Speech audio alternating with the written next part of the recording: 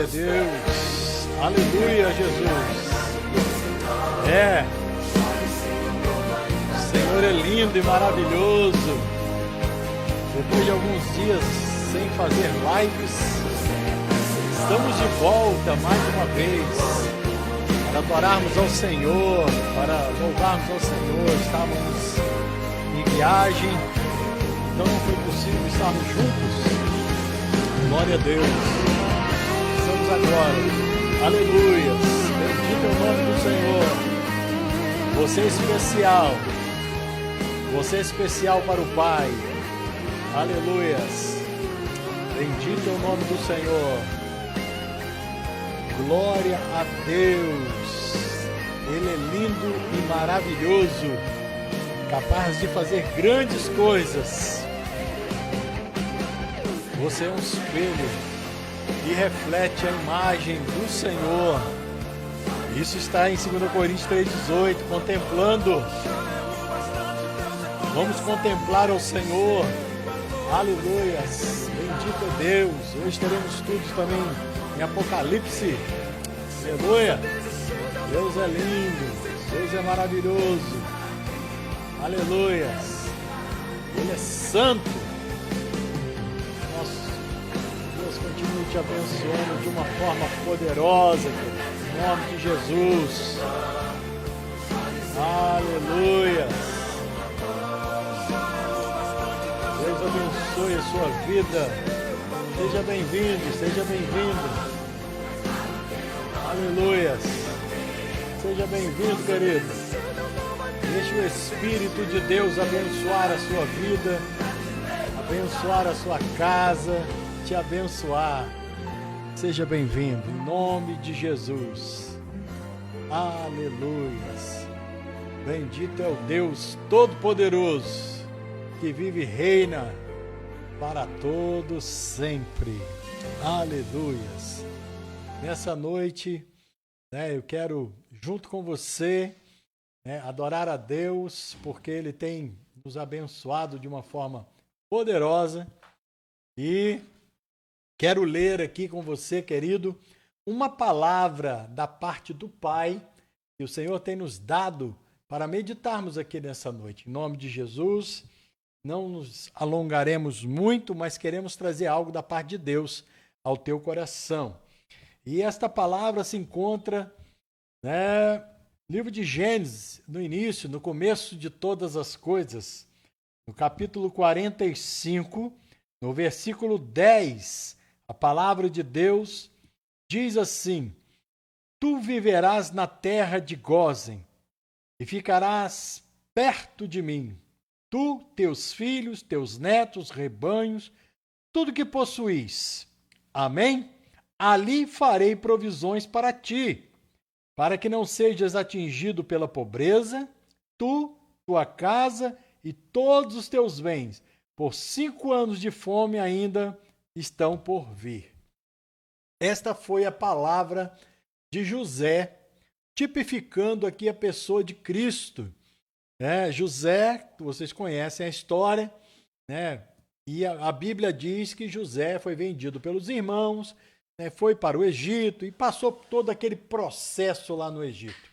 Mas chegou um momento da sua vida, que a palavra de Deus diz que ele teve um encontro com os seus irmãos.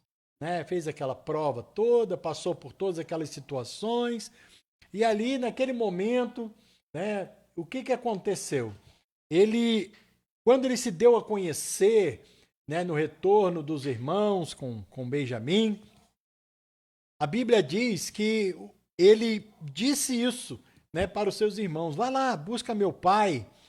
Por quê? Porque eles tinham preparado ali uma palavra, ele preparou ali um lugar, para os seus irmãos passarem. Por quê? Porque ainda haveria tempos de fome, tempos terríveis que viriam sobre o Egito e sobre toda a terra naquela época. E ele trouxe essa palavra: olha, eu vou preparar para vocês um lugar.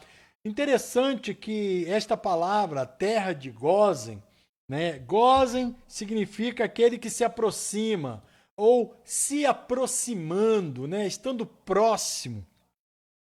Quando nós observamos esse texto da palavra de Deus, nós chegamos a algumas conclusões, tais quais pessoas que vivem junto, né? Porque você vai dizer, pastor, mas ali se ele tipifica Cristo, por que que diz que precisa se aproximar se ele vive dentro de nós? Pois é, nem sempre quando estamos próximos ou estamos tão juntos significa que nós, né, temos comunhão.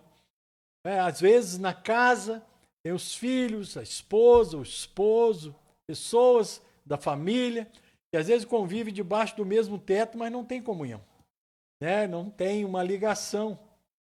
Outro sim, no trabalho, às vezes você convive no trabalho, mas não tem uma ligação com algumas pessoas, porque elas às vezes querem o teu mal. E esta palavra, quando Deus colocou esta palavra no coração de José, olha que coisa tremenda, né? Para que eles viessem, porque haveria um momento difícil naquela terra ainda. Haveria um momento complicado que toda a terra ali naquele momento precisaria de uma ajuda, de um conforto. E José, tipificando Cristo, diz, vem, traga a sua família, traga os seus rebanhos, traga tudo que você tem, porque eu tenho um lugar especial para você, em que a gente se aproxima. Olha que coisa mais linda. Aonde a gente tem comunhão, aonde a gente tem um relacionamento, aleluia, aonde a gente pode estar mais próximo. E quando nós estivemos lendo sobre isso, nós vamos ver também no capítulo, né, de Êxodo 8, 22, né, que quando, né, Deus diz ali para Moisés, e Moisés disse para Faraó, né, que ali haveria, né, grandes coisas terríveis estariam acontecendo. Naquele momento seria a praga das moscas que estariam, né, invadindo o Egito. E essas moscas, elas têm uma representação de demônios, elas indicam isso, né, o Beuzebu. E ele ali falou assim, olha, para que você saiba que é o Deus Todo-Poderoso que está no controle, ele tem preparado, ele tem separado uma terra aonde, né, o seu povo estaria guardado, aonde o seu povo estaria sendo cuidado e protegido. Essa terra é a terra de Gósen. Então Moisés diz, olha, em todo o Egito vai haver esta praga, mas na terra de Gósen ela não vai entrar. Ô meu irmão, eu profetizo isso na sua vida. Eu profetizo isso na sua casa. Eu profetizo isso sobre você. Que nos momentos, às vezes, difíceis, momentos que às vezes a gente não sabe o que fazer, a gente precisa crer. Crer nesta palavra. Crer que nós somos filhos amados, protegidos. Olha o estado que estava o Egito, o povo passando já necessidade, em aperto. Nos 2 primeiros anos, estavam vivendo uma situação difícil, né? Havia calamidade, né? O povo estava em urgência de alimento. E o que estava acontecendo? Né? Deus estava suprindo o Egito por causa de um homem. Eu quero, nessa noite, como profeta de Deus, como filho amado de Deus, profetizar sobre a sua vida, você que crê nessa noite, que pode estar acontecendo o que for à sua volta, porque Deus tem um lugar especial para você, um lugar onde você se aproxima, um lugar onde você tem comunhão, um lugar onde Deus está preparando coisas maravilhosas a seu respeito. Olha o que diz o versículo 11 que nós lemos. Ali eu farei provisões para ti, para que não seja atingido pela pobreza, tu, tua casa e todos os teus bens, pois ainda restará mais 5 anos de dificuldade, ou seja, a pobreza, a dificuldade não vai atingir a tua casa. Esta é a promessa de Deus para aqueles que vivem na terra de Gósen, ou seja, naqueles que vivem crendo que Ele está querendo ter um relacionamento, né? Aquele que quer estar perto. Interessante que eu estava lendo um pouco sobre essa terra de Gósen. E se você ler, né, no capítulo 46, no verso 34 da palavra de Deus, José diz para os seus irmãos: quando vocês vierem, diga para Faraó que vocês são cuidadores de ovelhas, né, pastores, porque isso para os egípcios é abominável. E eu fiquei intrigado por quê? Porque se você ler no capítulo 47, você vai ver, se me falha a memória, versículo 6, você vai ver que Faraó pede para José colocar os seus irmãos também à frente, né, para liderar, cuidar dos seus rebanhos, né? Se era algo tão abominável assim, qual é o significado disso?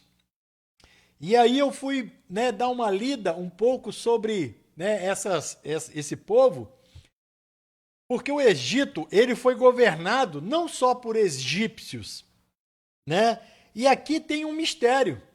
Por quê? Porque a palavra de Deus diz que naquela época de José, os Ixos, né, que significa reis, né, pastores, reis pastores, eles eram semitas e eles governavam o Egito. Naquela época, o rei era um semita, ou seja, do mesmo povo que Abraão, né? Se você colocar aí, você vai ver como que Deus vai trabalhando, né? E você vai entender o cuidado de Deus ali. Então, o povo, ele estava ali sendo governado, né, por egípcios, não natural do Egito. Por isso que eu entendi essa palavra, porque eles era tão abominável na terra, nas pessoas naturais, nascidos no Egito. Por quê? Porque naquela época quem dominava sobre o Egito eram os Ixos, né? Eram reis pastores que vieram, né, da Suméria, se não me falha a memória, alguma coisa assim. E eles estavam ali dominando. Por isso que havia essa situação, essa questão de eles estarem abominando tudo isso. Eles não gostavam nem de ouvir falar sobre pastores. E aí você vai encontrar, em capítulos posteriores, que se levantou um rei que não conhecia, né, José. Ou seja, um natural, um egípcio natural, que ali, né, no capítulo 1 de Êxodo, versículo 6, você vai encontrar isso, que ali se levantou um rei que não ouviu falar de José, ou seja, não era desse, porque esse povo os Ixos, eles foram expulsos do Egito. E o que aconteceu? Eu estou te contando um pouco da história. O que aconteceu? Aconteceu que eles, né, observando que o povo da terra de Gósen, que eram estrangeiros, estavam crescendo, antes que ele nos domine como fizeram os outros povos, nós vamos dominar sobre eles, e fizeram deles escravos, né? E passaram-se aí tantos e tantos anos quanto, né, vem vivendo nesse tempo de escravidão, né? Entendeu um pouco da história? Porque era abominável. E aí agora José, né, isso é algo tremendo, né? Um tempo atrás José escolheu um lugar, né? E eu quero trazer isso para você para finalizar aqui a minha palavra. José escolheu um lugar para que os seus familiares, a sua família fosse guardada e cuidada, sem saber que tantos anos posteriores, né, eles seriam levados à escravidão. E na terra onde eles estavam vivendo, escolhidos por José para viver naquele lugar, ali nada acontecera. Irmão, quando eu li isso, eu falei assim, puxa, é bacana, é um pouco da história. Mas o Espírito Santo falou comigo, algo que eu gostaria de compartilhar com você. Às vezes, nós pensamos que algumas escolhas nossas podem não estar certas, pode estar dando tudo errado. Pastor, eu escolhi servir a Deus, né? Crendo nesta palavra, no sacrifício de Cristo. Hoje eu sei que sou amado, hoje eu sei que sou filho, hoje eu sei que Deus tem um propósito grande na minha vida. Mas as minhas escolhas parece que não têm dado muito certo. Eu não sei se eu consigo permanecer nesse descanso que é Cristo, eu não sei se eu consigo permanecer, né, nesse amor, crendo todo nesse amor, porque as coisas aparentemente estão cercando, tentando atrapalhar a minha caminhada. Eu quero dizer para você, meu querido, que José escolheu um lugar para os seus familiares morarem. Ele nunca na vida poderia ter imaginado que Deus estava por trás daquela escolha. Eu quero profetizar isso sobre a tua vida também nesta noite, em nome de Jesus. E quando você crê que é filho e é amado do Pai, Deus faz questão, aleluia, de agir nas suas escolhas. Deus faz questão de não permitir que você se misture em escolhas ruins, mas Ele reserve para você os lugares aonde Ele irá te abençoar, esse lugar de proximidade, esse lugar de comunhão, esse lugar estabelecido por Ele. Talvez você não veja algo que está sendo preparado para você hoje, mas tenha certeza que não só você, mas todos os seus descendentes serão abençoados para a glória de Deus, porque o poder de Deus irá visitar você, o poder de Deus irá visitar a tua família, a tua casa, o poder de Deus irá te guardar, não importa quanto tempo precise. Deus disse através de José aos seus familiares, ainda 5 anos resta desta seca tão grande. E eu quero dizer para você, querido, que José não viveu a seca para depois viver a prosperidade. Ele viveu a prosperidade primeiro, ou seja, foram 7 anos de fartura. A terra do Egito era uma terra próspera. E quem poderia dizer que existiriam realmente 7 anos de seca? Haviam 2 anos de seca, mas isso não significa que ainda haveria mais 5. Mas José estava ali dizendo, haverá um tempo ainda difícil, mas creia que esse tempo vai passar e você e sua casa será sustentado. Eu profetizo isso sobre a tua vida nessa noite.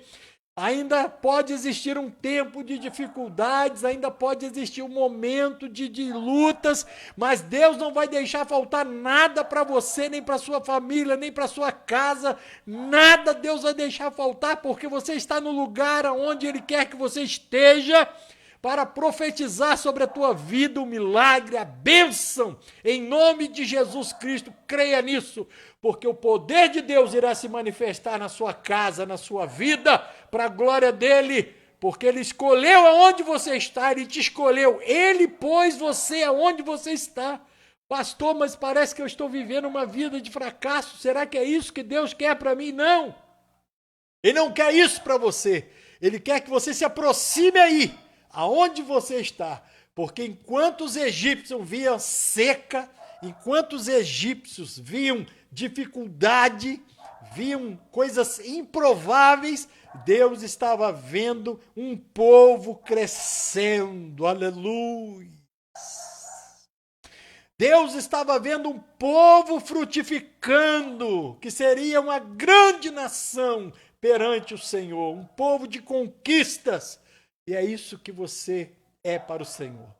Filhos de conquista, que está prestes a conquistar, em nome de Jesus. Creia nisso, meu querido, em nome de Jesus, e saiba que é Deus na tua vida, abençoando você, te dando vitória, né?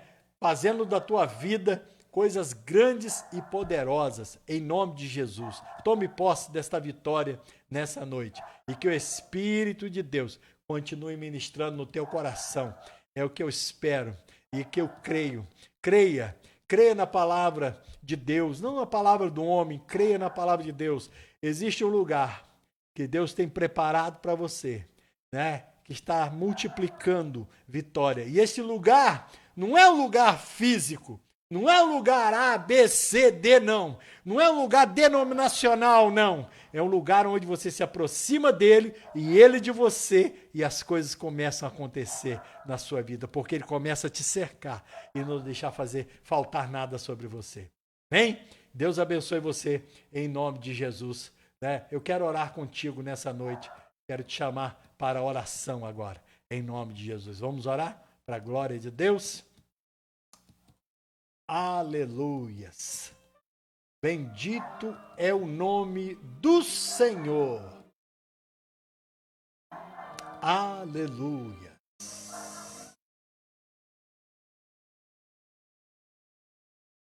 Pai. Tu és tremendo. Tu és santo, tu és poderoso. Eu quero orar com teus filhos agora e profetizar sobre a casa deles a tua vitória. Senhor, por mais difícil que pareça, por mais difícil que a gente olhe e não consiga enxergar, porque antes de Jacó rever o seu filho, muitas coisas aconteceram. Antes de Jacó e sua família mudar para a terra aonde foram cuidadas, eles tiveram momentos difíceis de escassez, mas o Senhor estava ali cuidando deles. Eu creio nessa noite, em nome de Jesus, o Senhor está cuidando de nós. Há um lugar em ti, Senhor. Há um lugar em ti, Senhor, aonde nada falta para aqueles que são teus. Somos teus filhos amados, cremos na tua provisão, no teu cuidado. Em nome de Jesus, continue a abençoar, Senhor, para a glória de Deus. Nós oramos em nome de Jesus, crendo que há um milagre e grande nessa noite. Em nome de Jesus. Tome posse, meu querido, da tua vitória, para a glória de Deus. Aleluia. Tome posse, vai. Creia. Creia. É bênção. Aleluia. Oh, Deus.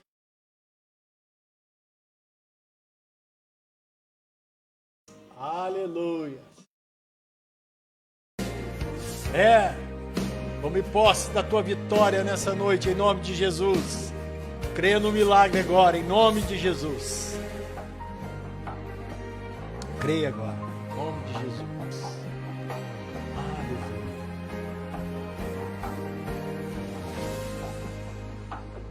Você é o espelho, reflete a imagem do Senhor. Chore, Senhor, como ainda cantou.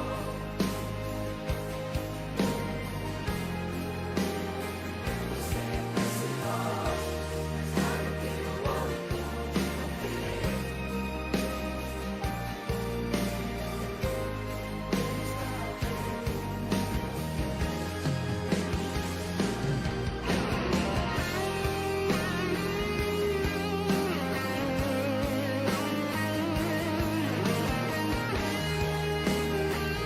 Graça e paz, queridos.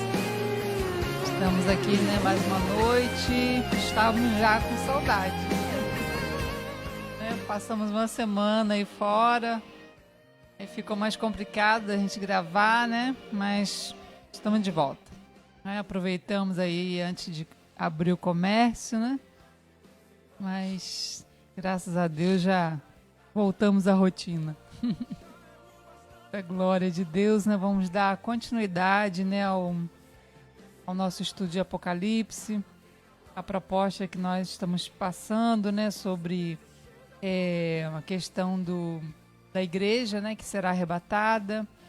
Hoje nós não conseguimos começar mais cedo, mas agora para frente a gente vai tentar mais cedo, Até mesmo porque o comércio da nossa cidade já abriu e as pessoas, já vão começar,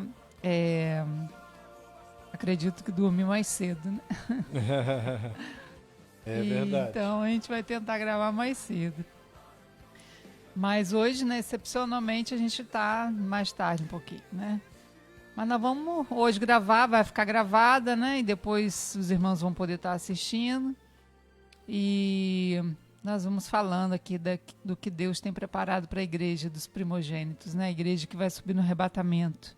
Como ser essa igreja, Como não temer esse momento, como ansiar por esse momento, Nós falamos no capítulo 12, que nós paramos no capítulo 5, de Apocalipse, porque iríamos entrar na abertura dos selos, mas para a gente entender, né, nós pulamos por 12, por quê?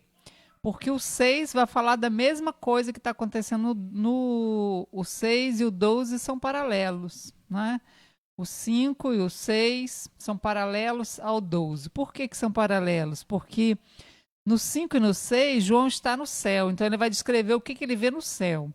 E no 12 e 13, ele está na terra e ele vai descrever o que está na terra, né? Então agora nós vamos entender pelo ponto de vista da terra o que vai estar acontecendo com a igreja, né? O que João vai relatar? Ele, na verdade, ele está no segundo céu, né? E ele presencia o que acontece no segundo céu. Ele, no capítulo 5, ele está no terceiro céu, né? Onde está o trono de Deus, né?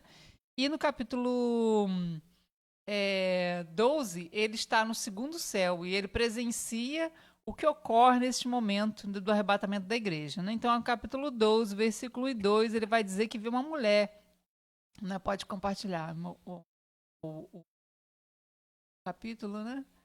Capítulo 12, ele vê uma mulher, né? E um grande sinal no céu, né? A Bíblia dizendo, né?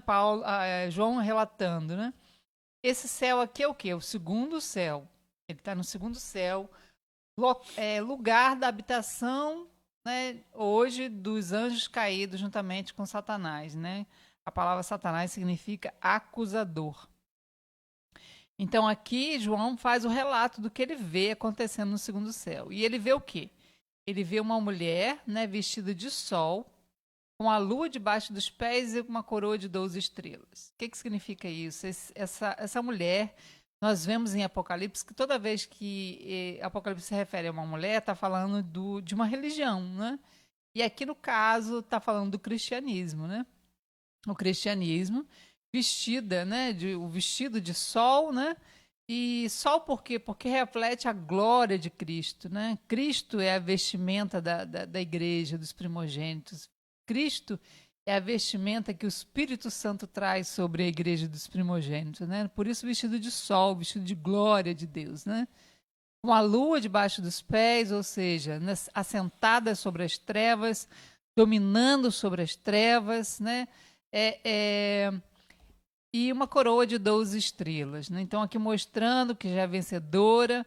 12 é algo eterno, né? É algo permanente. Quando a Bíblia fala no número 12, né, ela está falando do número da perfeição e um número eterno. Né? Nós vimos já relatos que mostram várias vezes o 12 aparecendo, né, como coisas eternas. E quando se diz respeito ao céu, está falando de eternidade, né? Mas vamos prosseguir para a gente entender o que acontece no segundo céu, né? Com o arrebatamento da igreja. Aqui nós falamos sobre o 12, né? 12 fala das 12 tribos de Israel, 12 pedras preciosas. Então a Bíblia tem muita relação, tem muitas citações do 12, né? São 12 pães na mesa, né, de ouro, lá do tabernáculo, né? Foram enviados 12 homens para espiar a terra prometida. Josué pôs 12 pedras no Rio Jordão. Elias usou 12 pedras para construir um altar. Então a Bíblia fala muita coisa de 12, né? Senhor Jesus tinha 12 apóstolos, né? Tinha 12 anos de idade quando ele foi ao templo. Ele escolheu 12 apóstolos, curou a mulher que tinha 12 anos com fluxo de sangue, né? Levou ressuscitou a filha de Jairo, né? Que tinha 12 anos de idade. Então, 12 anos, com certeza, é um número significativo na Bíblia, né? Senão ele não teria tantos relatos, né, do número 12 com relação... Então, quando a Bíblia fala que aquela mulher tinha 12 estrelas, né? Estava coroada com 12 estrelas, está falando com 12 a perfeição eterna, né? Então, o cristianismo vai gerar filhos perfeitos, né, para a eternidade, né? Então, vamos prosseguir, né, nos relatos que a Bíblia fala no capítulo 12 do arrebatamento da igreja. que vai estar acontecendo neste momento, né, no segundo céu, quando Satanás vai ser lançado sobre a terra, né, e algo vai acontecer sobre a terra. A Bíblia diz, né, que ai da terra, porque desceu até ela, né, Satanás, ele tem grande fúria, né? Então, quando fala que aqui falando, né, sobre mais 12, né? Pode pular porque são muitos 12, né? Ó, depois 12 cestos de pães, muitos 12 na Bíblia. Então, vamos ver João 17, 20. Né? Quem é esse filho primogênito? 17, 20 diz assim, João 17, 20. Eu não rogo somente por estes, mas também por aqueles que pela sua palavra hão de crer em mim, para que todos sejam um. Aqui é a oração de Jesus, né? João relatando, o Evangelho de João relatando a oração de Jesus. Olha que interessante essa oração. Coloca maior, amor. Eu não rogo somente por esses, Jesus falando, né? Que eram os apóstolos, mas também por aqueles que pela sua palavra hão de crer em mim. Que palavra é essa, irmãos? Né? Depois você lê, né, o capítulo 8 de Hebreus, versículo 17, o capítulo 10, o 8, o 13, né, que fala sobre a palavra de Deus na Nova Aliança. E o 10, 17, que fala qual é a palavra de Deus na Nova Aliança. Né? Que o que Cristo fez, o sangue de Cristo aplacou a ira de Deus com relação à humanidade. Né? Então, hoje nós temos paz com Deus por causa do sacrifício de Jesus. Né? Então, ele diz, dos seus pecados não mais me lembrarei. Né? Daquele que crê. Aquele que se posiciona em crer, ele... Pode deixar, não precisa botar Meu aí. amor, fica tranquilo. Ah, tá. Eu pensei Mas que você ia volto. botar a Não. imagem. Para eles. Então, aqui mostrando, né, que qual palavra? Vão crer em qual palavra? Né? Na palavra de Deus na nova aliança, né? Então, hão de crer em mim, ou seja, crer no meu sacrifício, né? Naquilo que eu fiz por eles, para que todos sejam um. A partir do momento que nós cremos, nós nos tornamos um em Cristo, um só Espírito, ou seja, nós somos mesclados ao corpo de Cristo. Somos mesclados, por isso que a Bíblia diz que ele é o cabeça e nós somos o corpo, né? Então nós somos mesclados ao corpo de Cristo. Por isso que vai nascer um filho varão. Quando fala um filho varão, diz todos aqueles. A Bíblia chega a dizer que não há mais servo, livre, homem, mulher, todos são um. Ou seja, a partir do momento que você crê diante de Deus, Deus te vê como Cristo. Não é? Ele te olha e vê Cristo, porque você está inserido no corpo dele. Então, por isso que é um filho varão, né? E como tu, ó Pai, o és em mim e eu em ti, que também eles sejam um em nós, ó. Não é? Então, nós fomos inseridos na Trindade, né? 12 estrelas na coroa sobre a cabeça da mulher, ou seja, 3 vezes 4, né? Que dá o número 12, ou 4 vezes 3, né? 4 é a totalidade humana, ou seja, fala dos atributos humanos vezes a trindade de Deus. Isso dá o número 12, né? Por isso que o 12 é tão mencionado na Bíblia, né? Multiplicando o 4 vezes 3, teremos o 12, né? Então, quando o homem se une a Deus, forma um número perfeito. Forma, né, uma unidade perfeita. Então, tudo que se une a Deus forma essa unidade perfeita. E Satanás quer justamente quebrar isso, né? Para que o homem não seja um com Deus. O maior intento dele é que nós não sejamos um com Deus, né? O 22 diz, e eu deles a glória, a mulher vestida de sol, ó, que a mim me deste. Olha só, Jesus dizendo, eu deles a glória, eu deles a quem? Aquele que crê na palavra de Deus, né? A glória que foi dada a Cristo, Cristo reparte essa glória conosco, né? Para que sejam um como nós somos um. O 23 diz, eu neles, tu em mim, para que eles sejam perfeitos em unidades. Ó, o número 12, né? E para que o mundo conheça que tu me enviaste a mim e que tens me amado e eles...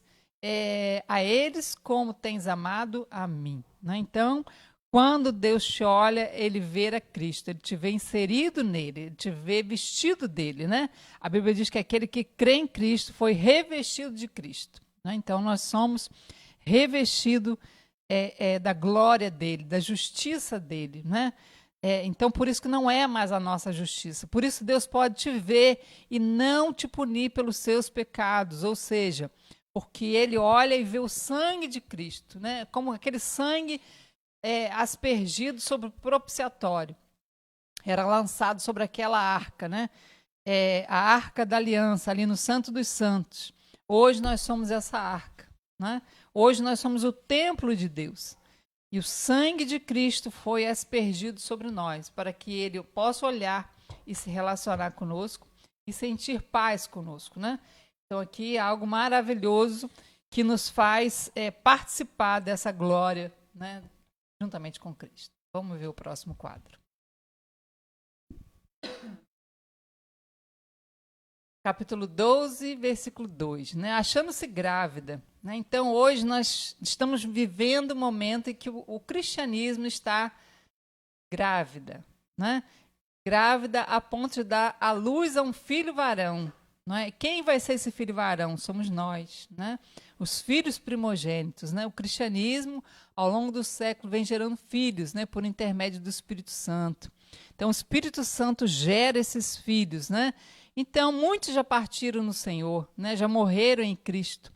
E eles vão ressuscitar nesse momento, né? Então, tanto esse momento é daqueles que estarão vivos aqui na terra, quanto daqueles que já virão com Cristo, né? Já de forma ressuscitada, né? Num corpo glorioso. E ela, né, falando ali que a mulher grita, né, com dores de parto, sofrendo tormentos para dar à luz. Hoje nós vemos o cristianismo, né, sofrendo perseguição, sofrendo descaso, sofrendo afronta. E nós vamos ver muito mais, porque o verdadeiro evangelho, irmãos, o verdadeiro evangelho é aquele que ele exige, né, que nós abrimos mão da nossa justiça para nos firmar na justiça de Cristo, né? Então, hoje nós vemos muitas pessoas, né, voltadas para a sua justiça própria, né? E isso vai desqualificar o crente como filho primogênito, né? Os primogênitos serão aqueles que estarão totalmente revestidos de Cristo, totalmente crendo por fé, né, na sua justiça, não é a sua, mas a de Cristo, né? Esse é o ponto-chave do Evangelho. Por isso que a Bíblia fala que são boas novas. Evangelho significa boas novas, ou seja, boa notícia, né? Boa notícia do quê? De que Cristo está em paz conosco. Agora o sacrifício de Cristo é eterno, né? E nós vamos ter paz com Deus de forma eterna, né? E temos que perseverar em crer nisso, né? O 3 diz: viu-se também outro sinal no céu, e eis um dragão. Então, por isso que eu digo que esse céu aqui é o segundo, né? É justamente aonde que a Bíblia diz que nós estamos assentados. A Bíblia diz que o quê? Que quando nós cremos, lá em Hebreus 2, diz que quando nós cremos, nós fomos assentados com Cristo nas regiões celestiais, né? Que regiões celestiais é essa? Nós fomos assentados no sentido de governar, né, de autoridade sobre o segundo céu, sobre as regiões celestiais, né? Tanto que no capítulo 6, no versículo 12, né, fala sobre que nossa luta, né, não é contra a carne, contra sangue, mas principados, potestades, né, hostes infernais nas regiões celestiais. É onde nós estamos assentados e dominando e governando com Cristo, né? Então, o cristianismo ele vai estar nesse segundo céu, né, dominando sobre esse segundo céu, que nós cremos ser o inferno, né? E fazendo o quê? Quando nós passarmos, né, nós formos arrancados da terra, isso vai provocar no campo eletromagnético, né, ou na estrutura da terra, no campo magnético da terra, alguma influência, não é?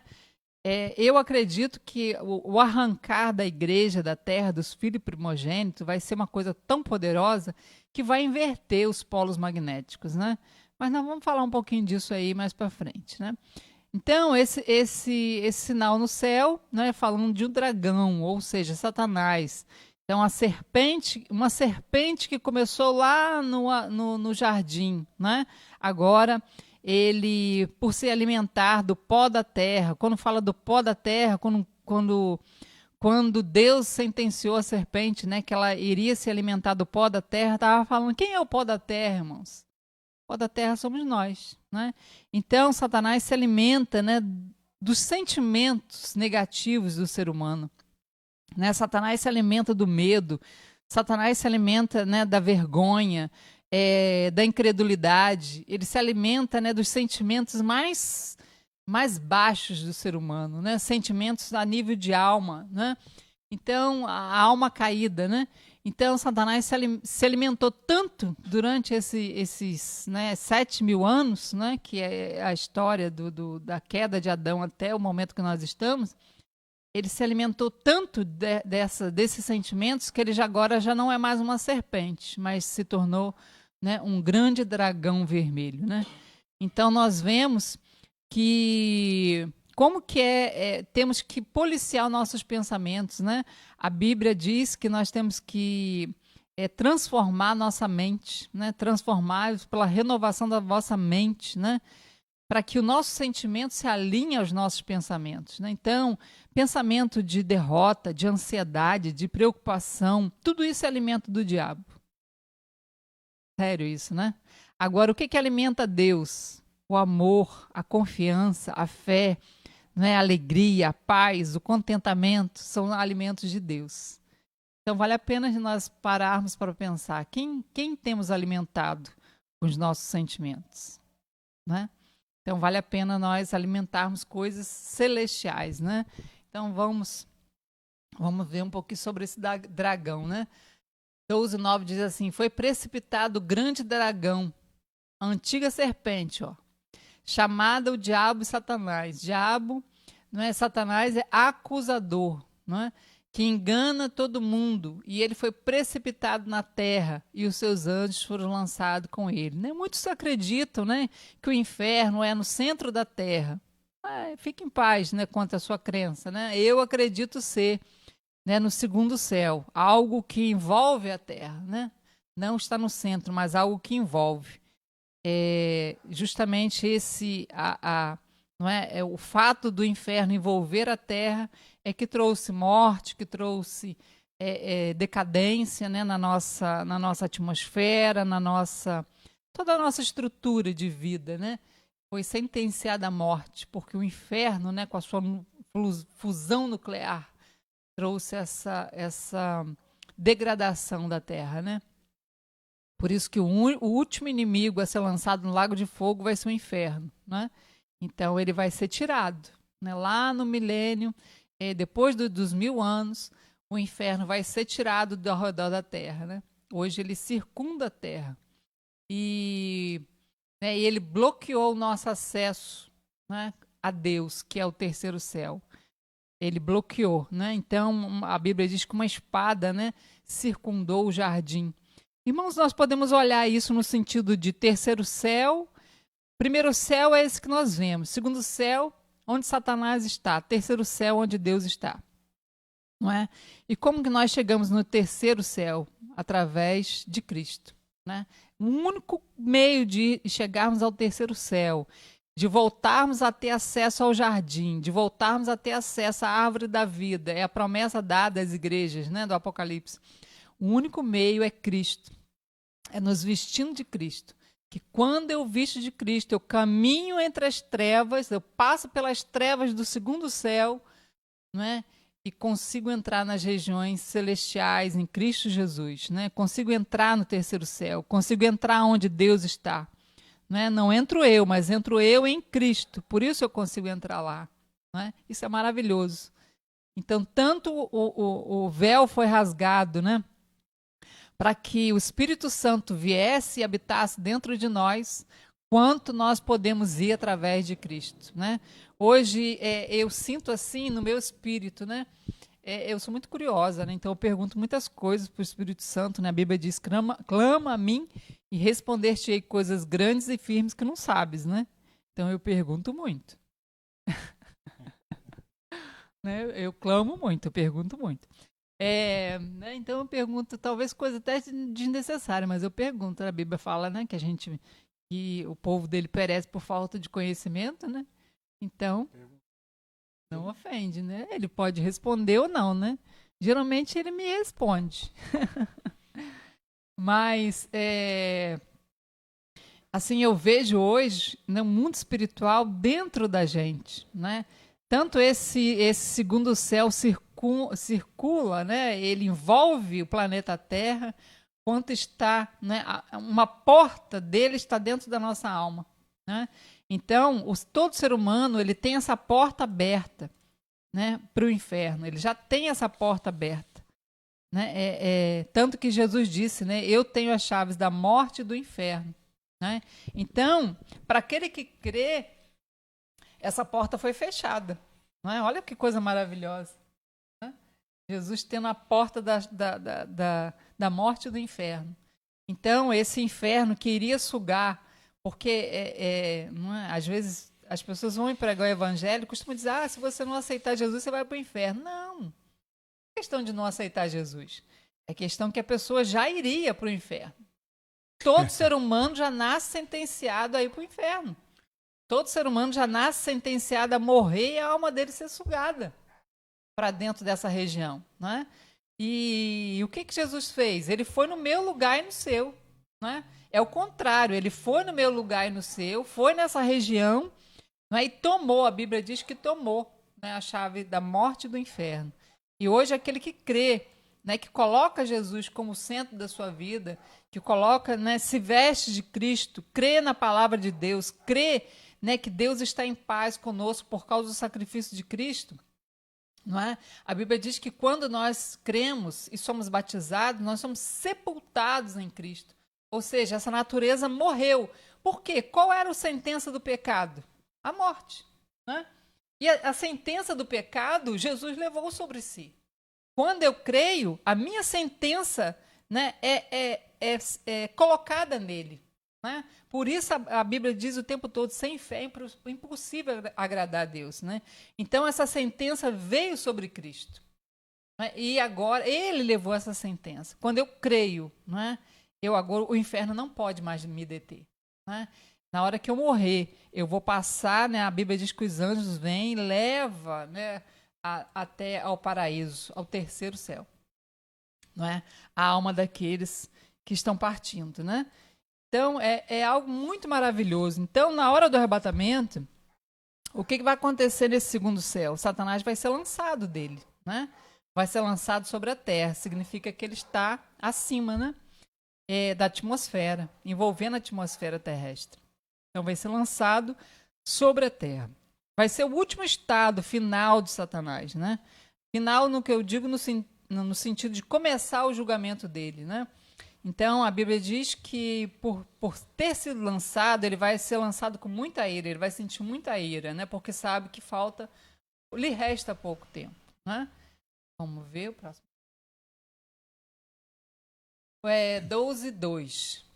Esse dragão, né, a Bíblia descreve ele agora, que é o dragão que se alimentou, né, do pó da terra, se alimentou dos sentimentos humanos, dos sentimentos ruins da humanidade, né, do ódio, se alimentou da acusação, né, da violência, se alimentou da morte, se alimentou de tantas coisas ruins que nós vimos nesses 7.000 anos. Ele se tornou um grande dragão vermelho, né? Aqui também falando, né, dos rituais satânicos que veio ao longo da história alimentando esse dragão, né? E a Bíblia diz que ele tem 7 cabeças, ou seja, né, agora esse grande dragão, ele já durante a história da humanidade, ele já teve 7 impérios, né? Então nós vimos o império, quais impérios foram esses? Egito, né, Assíria, Babilônia, Pérsia, Grécia, Romano, e o último é o Império do Anticristo. É um império que ainda não começou. E esse Império do Anticristo só pode começar depois que a igreja sair da terra. né? Depois que o Espírito Santo não estiver mais na terra, não é? Habitando na terra, não é? Através da igreja, porque a Bíblia diz que aquele que crê, o Espírito Santo vem, não é? E entra no Espírito. Não é? E agora fecha a porta lá na alma do inferno, porque a sua alma tinha acesso ao inferno, fecha essa porta e abre a porta do terceiro céu. Olha só que coisa maravilhosa. Né? E quando nós duvidamos, né, essa porta do inferno continua aberta na nossa vida. Não é brincadeira não, hein? Mesmo que ela não possa deter o ser humano, por causa que ele creu de uma forma ou de outra, né? Verdade. Mas a influência, né, desse reino ainda é possível sobre a vida, mesmo daquele que creu, mesmo daquele que se diz cristão. Por isso que tem muitos cristãos que vão subir no arrebatamento, né? Por causa da incredulidade. Lembre disso, o que vai impedir as pessoas de subir no arrebatamento é incredulidade. Somente a incredulidade. É o mesmo que Deus disse lá em Hebreus. Né? O livro de Hebreus, irmãos, é a coisa mais maravilhosa. Eu já estou lendo de novo o livro de Hebreus, porque é algo fantástico. Porque é justamente dizendo para aqueles que tinham a lei de Moisés como base da sua vida, agora, né, o escritor aos Hebreus abrindo a mente dos cristãos ali que estavam aceitando a Jesus em Israel. Hebreus são justamente os israelitas, né? Então ali conta, né, o que Cristo fez, né? Como que Cristo né, ele modificou toda a estrutura, né, que vinha sendo a tradição dos judeus, né? Então, esse império, são 7 impérios, né? Aí fala que tem 10 chifres. Esses 10 chifres desse dragão, ele está sobre esse último império, né? Então, provavelmente serão 10 líderes, né? 10 blocos de nações, né? E esses 10 blocos de nações vão querer um único governo mundial, né? Então, esses 10 blocos de nações já existem, depois nós vamos falar um pouquinho sobre isso, né? E vão entregar o governo ao anticristo, né? Vão produzir na humanidade um desejo de um único governo mundial. Satanás o tempo todo ele quer copiar o que Cristo vai fazer, né? Então aqui antes que venha o governo de Cristo mundial, Satanás vai tentar implantar o dele. Aqui nós vamos, então 10 chifres, né? E nas cabeças 7 diademas, né? Ou seja, né, falando de realeza, são 7 realezas ainda presentes na nossa era, não é? Temos uma... Tá braba. Outro cachorro tá latindo lá, tá quietinha. Uma participante aqui. Nós vamos depois falar sobre esse detalhe desse dragão, né? Mas por hora nós já vemos tudo no cenário mundial, né? Nós já vemos esse dragão, né, já atuando, né, na nossa economia, atuando na nossa política. Né? Não pense você que o governo vai dar certo, que a política vai dar certo. Não. A Bíblia diz que este mundo está sob o domínio de Satanás. Né? Então, por mais que a igreja ache que agora vai dar jeito, não. O que vai dar jeito é o governo de Cristo. E eu creio, né, não é pessimismo, irmãos. Né? É profético. Isso está escrito. A tendência é apertar. Lembra da mulher com dores de parto? Né? Essa é a realidade que está aí preparada, né? São dores de parto. Isso aí. Não tem outra escapatória, não. Como que está o nosso tempo? 53. Outra tá braba lá. Deixa eu botar aqui. Foi? Não. Porque tem que abrir a janelinha. Agora. O 4 vai dizer o seguinte: a sua cauda, ou seja, a cauda desse dragão, né, arrastava a terça parte das estrelas do céu. Irmãos, nós temos que ter em mente o seguinte: Apocalipse é revelação do futuro. Né? Então, não vamos confundir aqui o momento que Satanás foi lançado do céu e arrastou um terço das estrelas. Não. Aqui está falando de algo que ainda vai acontecer. Né? Ainda não aconteceu, vai acontecer. Então, diz o seguinte, no versículo 4. A sua cauda arrastava a terça parte das estrelas do céu. Ou seja, aquele um terço de anjo que caiu lá no momento da queda vai ser lançado juntamente com ele, não é? Ele vai arrastar essa terça parte juntamente com ele, que já está no inferno com ele, né? Ele vai arrastar sobre a terra. Irmãos, se hoje a terra já é o que é, nós já vemos, né, a terra, a violência, né, a fome, a desgraça, se já é, né?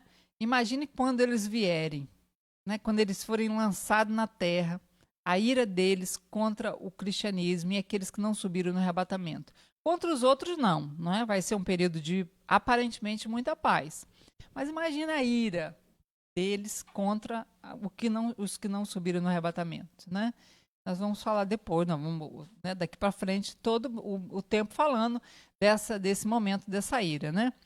Então ele lançou sobre a terra, e o dragão se deteve em frente da mulher, que estava para dar à luz, né, a fim de devorar o filho quando nascesse. Então, claro, que o tempo todo Satanás ele está diante do cristianismo, e a arma mais poderosa dele é a acusação e condenação, né? Então nós temos que vencer a condenação e a acusação pelo sangue de Cristo, né? Nós vamos ver mais para frente, no mesmo capítulo 12, dizendo que esse filho varão venceu através do quê? Do testemunho e do sangue de Jesus. Testemunho é o quê? Não é a minha justiça, mas é a justiça de Cristo. É se firmar nisso, porque se você se firmar na sua justiça, você vai ver falha. Né? Já disse aqui em lives anteriores. Né? Eu tinha muito medo do arrebatamento, porque olhava em mim, né, na minha justiça, e eu ainda via coisas pendentes. Então, eu não queria que o arrebatamento acontecesse.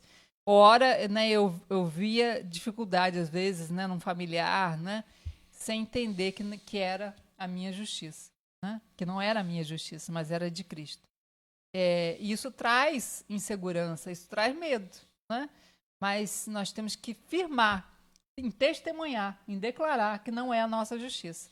Quando o diabo vier contra você, te acusando, você não vai subir, você não é digno, você, tá, isso aí ainda tá em aberto, né? Você, né, ainda tem, ele não coloca você, ele coloca como se você tivesse primeira pensando, pessoa, né, na primeira pessoa, eu, né? Coloca assim. Ele sempre coloca uma forma que parece que é você que está falando. Isso, parece que é você que está pensando, não é? Então, o tempo todo ele está... Por isso que eu digo que o segundo céu, na porta dele, é na nossa alma. Né? Então, por isso que ele lança no nosso sentimento, esses sentimentos, como sendo pensamentos dele, né? Nossos, né, no caso, mas são pensamentos dele. O 5, nasceu-lhe, pois, um filho varão. É justamente esse, é o corpo de Cristo, né? Essa unidade, um só espírito que nós somos com Cristo. Né? É a igreja dos primogênitos, que a Bíblia chama, né? Por isso que o nosso canal, né, lá como está ali no cantinho, né, Filhos Primogênitos, tem um porquê de ser, aqui, né? Agora você descobriu aí por que queremos ser filhos primogênitos, né? Que há de reger todas as nações com cetro de ferro. E o seu filho foi arrebatado, olha, né? Para Deus até seu trono, terceiro céu, né? Diferente da igreja, Jesus ascendeu aos céus pelo seu próprio poder. Ou seja, Jesus não foi arrebatado da terra, né? Na hora que ele passou aqui 40 dias, né? Depois da sua ressurreição, foi 40 dias. Né? Ele foi pelo seu próprio poder, né? Aos céus. Não foi arrebatado. A palavra arrebatado é arrancado com força. Né? Então nós seremos arrancados com força da terra. E nos uniremos agora fisicamente, né? Estaremos fisicamente com Cristo. Né? Num só corpo, um só espírito. Né? E é algo maravilhoso. Mas nós vamos dar continuidade amanhã, né, para a gente fazer a nossa ceia. Então, se você quer, né, entender mais o que acontece nesse momento do arrebatamento, o que acontece quando a igreja chega diante do trono de Deus, né? Nós já falamos aqui no capítulo 4, né? A igreja chegando e João vendo. Mas agora nós vamos começar a falar de coisas que vai acontecer aqui na Terra. Né? O que vai acontecer na Terra quando Satanás for lançado? Como que ele vai agir? O que ele vai falar? Né? Como que ele vai proceder? O que vai acontecer com aqueles que não subiram no arrebatamento? Né? O que o céu vai promover para ajudar esses que não subiram? Porque são filhos. Né? Então, Deus ama os seus filhos, independente se eles amadureceram ou não. Então, mesmo eles sendo igreja, que não subiu, né? Não são filhos primogênitos, mas Deus os ama, né? E vai, de alguma forma, providenciar que, mesmo que eles tenham que pagar o preço, né? Por quê? Porque o preço era de graça, né?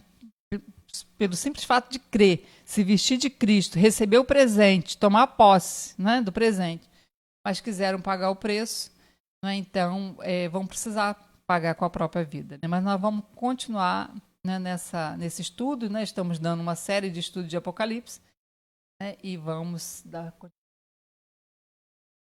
Amém. Glória a Deus. É bênção, né? Louvado seja o nome do Senhor. Vou ajeitar meu microfone, porque como sempre, né, ele ainda está aqui ainda pedindo pelo amor de Deus para voltar a funcionar. Oh, Jesus é bom. Queridos, né, nós vamos fazer a nossa ceia agora, né? Minha esposa vai estar aqui pegando aqui, nós vamos participar aqui da ceia. Eu convido você, aleluias, que, né, teve aí um momento tão maravilhoso, né? Poder participar conosco nesse momento gostoso, né? E se preparou para esse dia. Provavelmente muitos não, mas que hoje a gente está retornando, né? Amanhã nós vamos estar realizando a ceia novamente. Então, né, vai se preparando, participe conosco. Deixa Deus abençoar a tua vida, né, de uma forma muito especial. Bem? Então vamos orar? Em nome de Jesus. E aqui a vitória de Deus. Creia que este corpo, ele te sara. Ó, esse corpo sara você de toda ferida na alma, toda ferida no corpo, sara completamente. Este sangue simplesmente apagou todos aqueles que creem, todo pecado, toda iniquidade, toda maldição, ó, foi extirpado, porque você agora é filho amado de Deus. Bem? Vamos orar?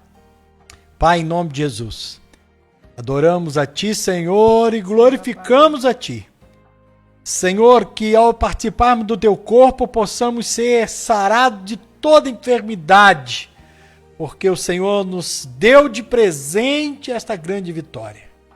Levou na cruz toda maldição ali, Senhor, desprezou o inimigo, mostrando o Teu poder, Senhor. Poder esse de levar os nossos pecados sobre Ti, Senhor.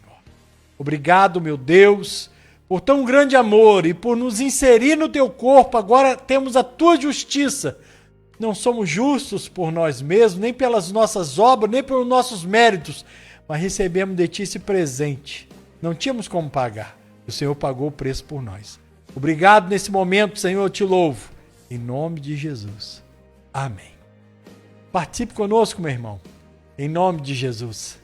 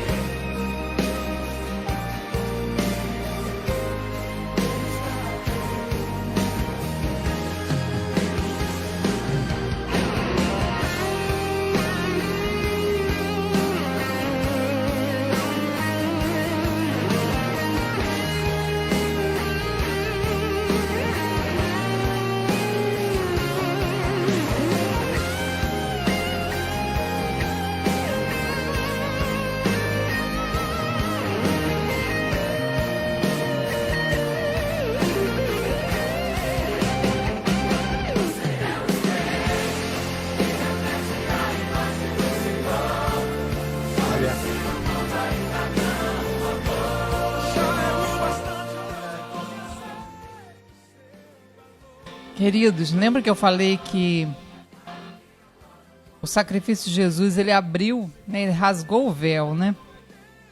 Ele nos deu acesso ao terceiro céu. Ele nos deu acesso ao trono de Deus.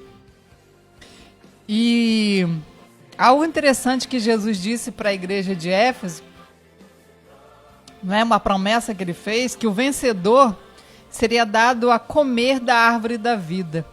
A árvore da vida, irmãos, ela foi ocultada, não é por uma espada flamejante, ou seja, para impedir que o pecador entrasse lá e comesse da árvore da vida. Porque se ele comesse da árvore da vida, ele voltava a viver eternamente. Agora pensa no privilégio que Deus te deu. Ele te deu acesso à árvore da vida.